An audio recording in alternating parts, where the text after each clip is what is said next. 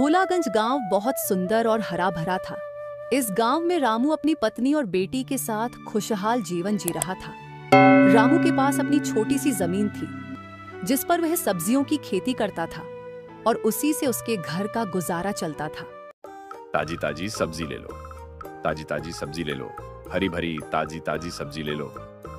बेटा, बहुत दिनों से कुछ खाया नहीं है, थोड़ा सा कुछ दे दो।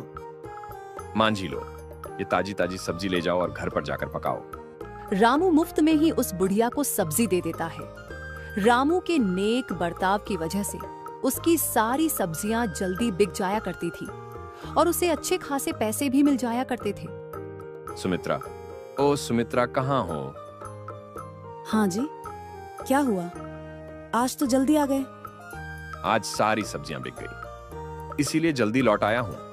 ये ले, पैसे अपने पास रख ले।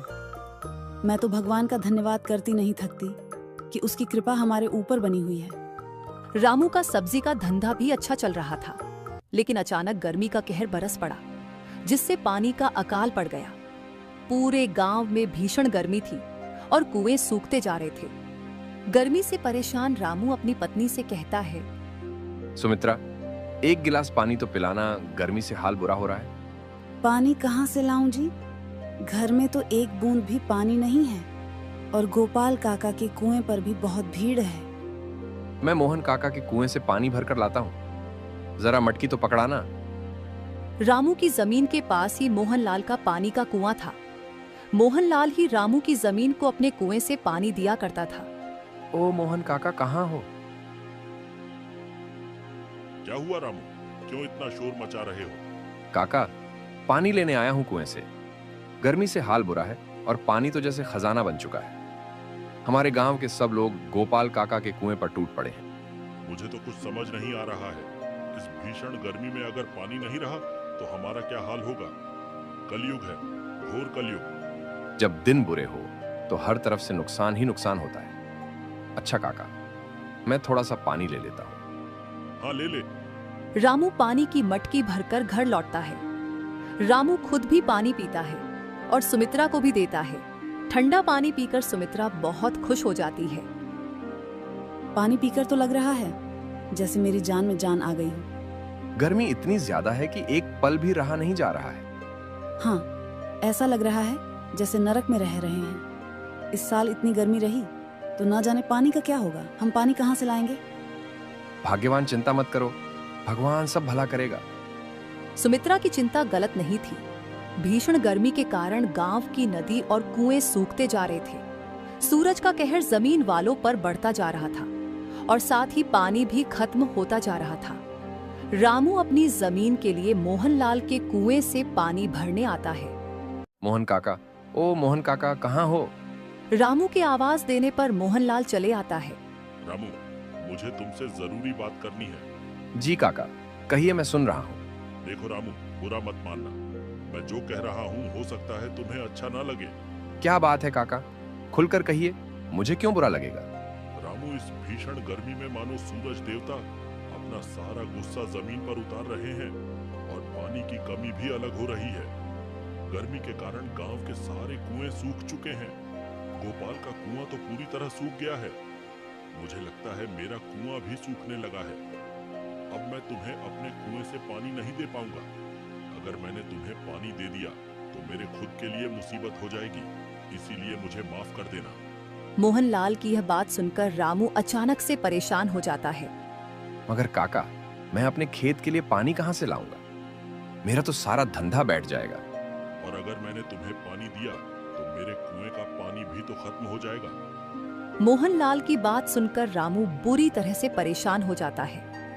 वह यह दुखद खबर अपनी पत्नी को सुनाता है। सुमित्रा, ओ सुमित्रा। क्या हुआ जी? परेशान लग रहे हो? बात ही परेशानी की है। क्या हुआ जी? जल्दी बताइए, मेरा दिल घबरा रहा है। मोहन काका ने हमारी जमीन के लिए पानी देने से मना कर दिया है। ये कैसे हो सकता है? मैं खुद मोहन काका से बात करूंगी। नहीं, मोहन काका से बात करने का कोई फायदा नहीं। मुझे एक बार बात करने दीजिए, हो सकता है काका मेरी बात मान लें।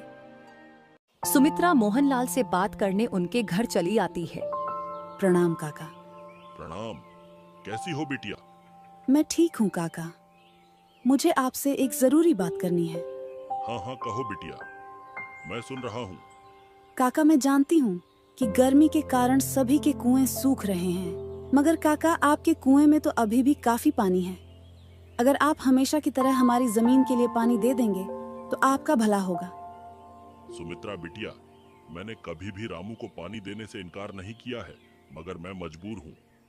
भीषण गर्मी के कारण गांव के जल स्रोत और कुएं सूख चुके हैं। मुझे डर है कि कहीं मेरा भी कुआं ना सूख जाए, इसीलिए इस बार मैं तुम्हारी कोई मदद नहीं कर सकता। मोहनलाल सुमित्रा को भी निराश लौटा देता है। सुमित्रा वापस रामू के पास आती है। सुमित्रा गर्मी से बुरी तरह परेशान हो रही होती है। मोहन काका ने मुझे भी मना कर दिया है। तो अब हम क्या करेंगे? हमारी कमाई का एकमात्र सहारा तो सिर्फ हमारी खेती ही है। अगर इस साल हम बीज नहीं बोएंगे तो हमारा गुजारा कैसे होगा? आप परेशान मत होइए जी, हम अपनी जमीन पर अपना खुद का कुआं खोदेंगे ताकि हमें आगे भी पानी की कमी ना हो।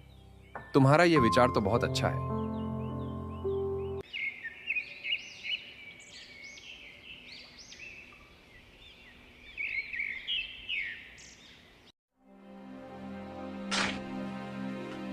रामू और उसकी पत्नी अपने खेत में कुआं खोदने लगते हैं। तेज धूप और गर्मी के कारण दोनों पसीने से तरबतर हो जाते हैं और दोनों की हालत बहुत खराब हो जाती है। सूरज देवता थोड़ी दया करो। इस गर्मी से तो लग रहा है कि अभी पिघल जाएंगे, और यह प्यास है कि खत्म ही नहीं हो रही है। ऊपर से थकान ऐसी हो रही है जैसे मीलों पैदल चल के आए हो। ये कैसी परीक्षा है भगवान? सुनिए जी, ऐसे परेशान मत होइए। अगर हम हार मान लेंगे तो इस मुश्किल को कैसे हल करेंगे? हिम्मत और सब्र से सुमित्रा और रामू अपने खेत में एक कुआं खोद लेते हैं, मगर कुआं बनाने के बावजूद भी पानी का नामो निशान दूर दूर तक नहीं था। पूरे ढोलागंज में पानी का अकाल पड़ा हुआ था। गांव के सभी कुएं पूरी तरह से सूख चुके थे। कुआं तो बना लिया है, मगर पानी कहां से लाएंगे? सब्र रखो जी, कुछ ना कुछ हो ही जाएगा। गर्मी से बहुत प्यास लगी है, एक गिलास पानी तो ले आओ। सुमित्रा रामू के लिए पानी लाने जाती है, मगर मटके में भी सिर्फ एक गिलास पानी बचा होता है। सुमित्रा जैसे तैसे गिलास भरकर रामू के लिए लाती है। सुनिए जी, बस इतना ही पानी बचा है। लाओ जल्दी से, मुझे तो बहुत प्यास लगी है। रामू अभी पानी पीने ही वाला था कि दरवाजे पर एक फकीर की आवाज आती है। पानी पिला दो बेटा, बहुत प्यास लगी है। रामू को खेत से आने के बाद बहुत ज्यादा प्यास लगी थी, मगर रामू ने खुद पानी पीने के बजाय वह पानी उस फकीर को दे दिया। ये लो बाबा, पानी पी लो। फकीर पानी पी लेता है और खुश होकर कहता है, भगवान तुम्हारा भला करे, तुम्हारा सारा जीवन सुख में बीते। उस फकीर का आशीर्वाद पाकर सुमित्रा और रामू दोनों ही खुश हो जाते हैं।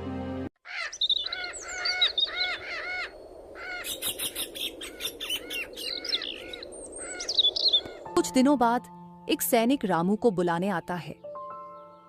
क्या रामलाल का घर यही है? हाँ, मैं ही रामलाल हूँ, बोलो क्या काम है? तुम्हें देवनगर के महाराज ने अपने दरबार में बुलाया है। देवनगर के महाराज देवानंद ने? उस आदमी की बात सुनकर रामू परेशान हो जाता है। तभी वह चिंता में डूबा हुआ महाराज देवानंद के दरबार चला आता है। महाराज, मैं आपकी क्या सेवा कर सकता हूँ? हमने तुम्हें यहाँ अपनी सेवा के लिए नहीं बल्कि भेंट देने के लिए बुलाया है। राजा की बात सुनकर रामू हैरान हो जाता है। लेकिन महाराज, मैं तो एक साधारण इंसान हूँ। मैंने ऐसा कोई कार्य नहीं किया है जिसके बदले में मुझे भेंट मिले। तुमने अपनी प्यास छोड़कर एक प्यासे को पानी पिलाया था। उस दिन तुम्हारे घर जो फकीर आया था वो और कोई नहीं बल्कि हम स्वयं थे। हम अपने राज्य के लोगों का हाल जानने के लिए भेष बदल कर आए थे। तुम्हारी नेक दिली और दरिया दिली ने हमें बहुत प्रसन्न किया। महाराज देवानंद रामू को भेंट में एक कुआं देते हैं जो पानी से लबालब भरा हुआ था, और साथ ही 2 बैल भी देते हैं जो उसकी जमीन पर काम आने वाले थे। रामू यह भेंट पाकर बहुत खुश हो जाता है। सुमित्रा, गजब हो गया। क्यों, क्या हुआ जी?